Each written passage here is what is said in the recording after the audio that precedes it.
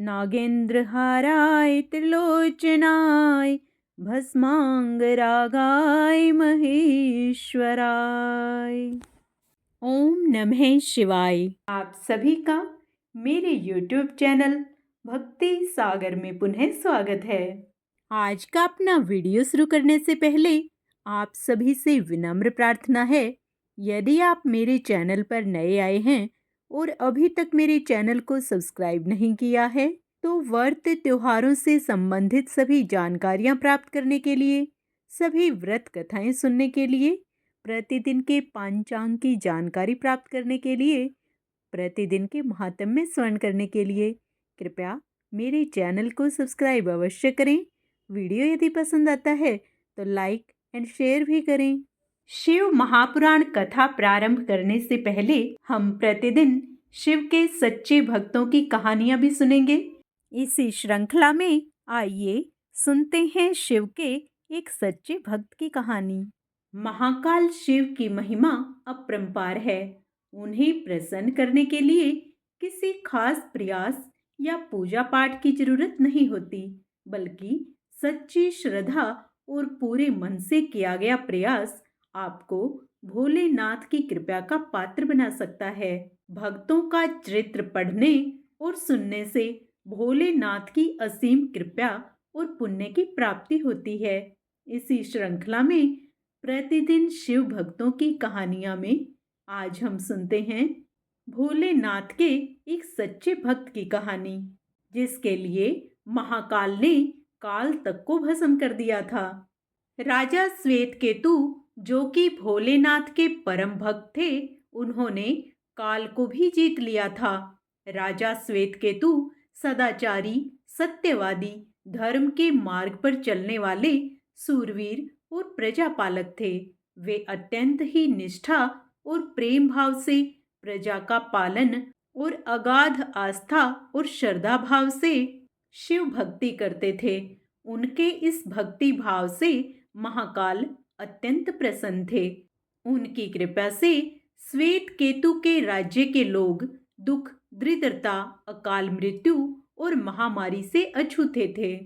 एक दिन जब राजा श्वेत केतु का जन्म काल समाप्त होने को था और वह भोलेनाथ की आराधना में लीन थे, तब चित्रगुप्त ने यमराज से कहा कि राजा श्वेतकेतु की आयु अब पूरी हो चुकी है, अब उनके प्राण हरने का समय है। तब यमराज ने अपने दूतों को आज्ञा दी कि वे जाएं और श्वेतकेतु के प्राण हर लाएं। यमदूत राजा श्वेतकेतु के पास पहुंचे तो वह शिव मंदिर में थे। दूत बाहर ही खड़े हो गए। श्वेतकेतु गहरे ध्यान में थे। बहुत देर हो गई, न श्वेतकेतु का ध्यान टूटा और ना ही वो दूत हिले। दूत बिना अपना काम किए खड़े रहे। जब वे वापस नहीं पहुंचे तो यमराज ने विलंब होते देखा तो काल दंड संभाला और खुद ही चल पड़े। दूतों के आने में देरी होने के चलते यमराज स्वयं ही राजा श्वेतकेतु के प्राण हरने पहुंचे, लेकिन वहां उन्होंने देखा कि वह तो महादेव की साधना में लीन है। अब तो वह सोच में पड़ गए कि इसके प्राण कैसे हरें। उन्होंने सोचा कि यह अभी पूरी तरह शिव पूजा में डूबा है। इस स्थिति में शिव पूजा का उल्लंघन नहीं किया जा सकता। तब वह भी बाहर ही खड़े हो गए। उधर जैसे ही काल को इसकी सूचना मिली तो उन्होंने तलवार निकाली और शिव मंदिर में जा घुसे। काल ने देखा कि राजा श्वेतकेतु अभी भी भगवान शिव के लिंग स्वरूप के सामने बैठे ध्यान मग्न हैं। वह झपट कर आगे बढ़ा और जैसे ही उसने राजा श्वेतकेतु का सिर काटने के लिए तलवार उठाई, शिव ने अपना तीसरा नेत्र खोलकर काल की ओर देखा। भोलेनाथ का तीसरा नेत्र खुलते ही काल वहीं राजा श्वेतकेतु के सामने जलकर भस्म हो गया। थोड़ी देर बाद जब राजा श्वेतकेतु का ध्यान टूटा, उन्होंने अपनी आंखें खोली तो राख में बदल चुके काल को देखा। उन्हें चिंता हुई कि यह कौन है और क्या है। श्वेतकेतु ने भगवान शिव से पूछा, हे भोलेनाथ, ये किसकी राख है? इसे किसने और क्यों जलाया? तब भोलेनाथ ने बताया कि यह काल था जो कि तुम्हारे प्राण हरने आया था। राजा श्वेतकेतु ने कहा कि हे महाकाल, यह तो आपकी ही आज्ञा से तीनों लोक में विचरता है, लोक को नियंत्रण में रखता है। इसी के भय से तो लोग पुण्य कार्य करते हैं। आप इन्हें अति शीघ्र जीवन दान दे दें। शिवजी की कृपा से काल जी उठा और उसने उठते ही श्वेत केतु को अपने गले से लगाकर कहा, राजा, तुम जैसा तो तीनों लोकों में कोई नहीं है। तुमने तो अजय काल को भी जीत लिया। जीवन दान पाकर काल और यमराज ने कहा, ऐसे जातक जो शिवजी के परम भक्त हैं, सच्चे मन और पूरी श्रद्धा से महाकाल की पूजा में लीन रहते हैं, सिर पर जटा और गले में रुद्राक्ष पहनते हैं, विभूति का त्रिपुंड ललाट पर लगाते हैं और पंचाक्षर मंत्र का जप करते हैं, उन्हें कभी भी अकाल मृत्यु का ग्रास नहीं बनना पड़ेगा।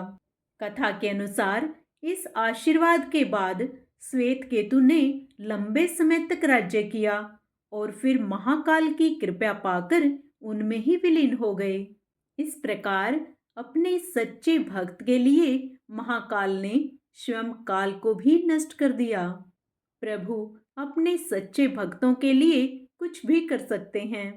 उनकी हर मनोकामना पूर्ण करते हैं।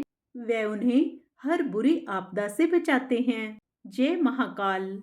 आइए मन में भगवान शिव व माता पार्वती का ध्यान करते हुए एकाग्रचित्त मन से श्री शिव महापुराण के 7वें अध्याय का स्मरण करते हैं। सूत जी कहते हैं, बहुत पहले की बात है, पाराशर मुनि के पुत्र मेरे गुरु व्यास देव जी सरस्वती नदी के सुंदर तट पर तपस्या कर रहे थे। एक दिन सूर्य तुल्य तेजस्वी विमान से यात्रा करते हुए भगवान सनत कुमार अकस्मात वहां जा पहुंचे। उन्होंने मेरे गुरु को वहां देखा। वे ध्यान में मग्न थे। उससे जगने पर उन्होंने ब्रह्मपुत्र सनत कुमार जी को अपने सामने उपस्थित देखा। देखकर वे बड़े वेग से उठे और उनके चरणों में प्रणाम करके मुनि ने उन्हें अर्घ्य दिया और देवताओं के बैठने योग्य आसन भी अर्पित किया।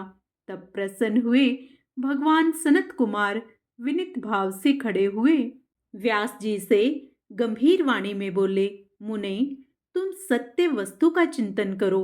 वह सत्य पदार्थ भगवान शिव ही हैं, जो तुम्हारे साक्षात्कार के विषय होंगे। भगवान शंकर का स्वर्ण, कीर्तन, मनन ये 3 महत्तर साधन कहे गए हैं। ये तीनों ही वेद सम्मत हैं। पूर्व काल में मैं दूसरे दूसरे साधनों के संभ्रम में पड़कर घूमता घामता मंद्राचल पर जा पहुंचा और वहां तपस्या करने लगा। तदंतर महेश्वर शिव की आज्ञा से भगवान नंदीकेश्वर वहां आए। उनकी मुझ पर बड़ी दया थी। वे सबके साक्षी तथा शिव गणों के स्वामी भगवान नंदीकेश्वर मुझे स्नेहपूर्वक मुक्ति का उत्तम साधन बताते हुए बोले, भगवान शंकर का स्वर्ण, कीर्तन और मनन ये तीनों साधन वेद सम्मत हैं और मुक्ति के साक्षात कारण हैं। यह बात स्वयं भगवान शिव ने मुझसे कही है। अतः ब्राह्मण, तुम स्वर्णादि तीनों साधनों का ही अनुष्ठान करो। व्यास जी से बारंबार ऐसा कहकर अनुगामियों सहित ब्रह्मपुत्र सनत कुमार परम सुंदर ब्रह्म धाम को चले गए। इस प्रकार पूर्व काल के इस उत्तम वृत्तांत का मैंने संक्षेप से वर्णन किया है। ऋषि बोले, सूत जी, स्वर्णादि 3 साधनों को आपने मुक्ति का उपाय बताया है, किंतु जो स्वर्ण आदि तीनों साधनों में असमर्थ हो, वह मनुष्य किस उपाय का अवलंबन करके मुक्त हो सकता है? किस साधन भूत कर्म के द्वारा बिना यत्न के ही मोक्ष मिल सकता है? सूत जी कहते हैं, सोनक, जो स्वर्ण, कीर्तन और मनन इन तीनों साधनों के अनुष्ठान में समर्थ न हो, वह भगवान शंकर के लिंग एवं मूर्ति की स्थापना करके नित्य उसकी पूजा करे तो संसार सागर से पार हो सकता है। वंचना अथवा छल न करते हुए अपनी शक्ति के अनुसार धनराशि ले जाए और उसे शिवलिंग अथवा शिव मूर्ति की सेवा के लिए अर्पित कर दे। साथ ही निरंतर उस लिंग एवं मूर्ति की पूजा भी करे। उसके लिए भक्ति भाव से मंडप, गोपुर, तीर्थ, मठ एवं अक्षेत्र की स्थापना करे तथा उत्सव रचाए। वस्त्र, गंध, पुष्प, धूप, दीप तथा पुआ और साग आदि व्यंजनों से युक्त भांति भांति के भक्ष्य भोजन अन्न नैवेद्य के रूप में समर्पित करे। छत्र, ध्वजा, व्यंजन, चामर तथा अन्य अंगों सहित राजोपचार की भांति सब सामान भगवान शिव के लिंग एवं मूर्ति को चढ़ावे। प्रदक्षिणा, नमस्कार तथा यथाशक्ति जप करे। आह्वान से लेकर विसर्जन तक सारा कार्य प्रतिदिन भक्ति भाव से संपन्न करे। इस प्रकार शिवलिंग अथवा शिव मूर्ति में भगवान शंकर की पूजा करने वाला पुरुष स्वर्णादि साधनों का अनुष्ठान न करे तो भी भगवान शिव की प्रसन्नता से सिद्धि प्राप्त कर लेता है।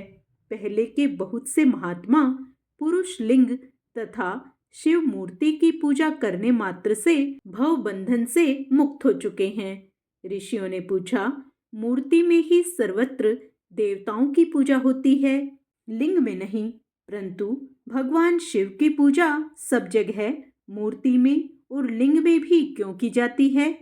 सूत जी ने कहा, मुनीश्वरों, तुम्हारा यह प्रश्न बड़ा ही पवित्र और अत्यंत अद्भुत है। इस विषय में महादेव जी ही वक्ता हो सकते हैं। दूसरा कोई पुरुष कभी और कहीं भी इसका प्रतिपादन नहीं कर सकता। इस प्रश्न के समाधान के लिए भगवान शिव ने जो कुछ कहा है और उसे मैंने गुरु जी के मुख से जिस प्रकार सुना है उसी तरह कर्म से वर्णन करूंगा। एकमात्र भगवान शिव ही ब्रह्म रूप होने के कारण निष्कल निराकार कहे गए हैं। रूपवान होने के कारण उन्हें सकल भी कहा जाता है, इसलिए वे सकल और निष्कल दोनों हैं। शिव के निष्कल निराकार होने के कारण ही उनकी पूजा का आधारभूत लिंग भी निराकार ही प्राप्त हुआ है, अर्थात शिवलिंग शिव के निराकार स्वरूप का ही प्रतीक है। इसी तरह शिव के सकल या साकार होने के कारण उनकी पूजा का आधारभूत विग्रह साकार प्राप्त होता है, अर्थात शिव का साकार विग्रह उनके साकार स्वरूप का प्रतीक होता है। सकल और अकल समस्त अंग आकार सहित साकार और अंग आकार से सर्वथा रहित निराकार रूप होने से ही वे ब्रह्म शब्द से कहे जाने वाले परमात्मा हैं। यही कारण है कि सब लोग लिंग अर्थात निराकार और मूर्ति अर्थात साकार दोनों में ही सदा भगवान शिव की पूजा करते हैं। शिव से भिन्न जो दूसरे दूसरे देवता हैं वे साक्षात ब्रह्म नहीं हैं, इसलिए कहीं भी उनके लिए निराकार लिंग नहीं उपलब्ध होता। पूर्व काल में बुद्धिमान ब्रह्मपुत्र सनत कुमार मुनि ने मंद्राचल पर नंदीकेश्वर से इसी प्रकार का प्रश्न किया था। सनत कुमार बोले, भगवान शिव से भिन्न जो देवता हैं उन सबकी पूजा के लिए सर्वत्र प्राय मूर्ति मात्र ही अधिक संख्या में देखा और सुना जाता है।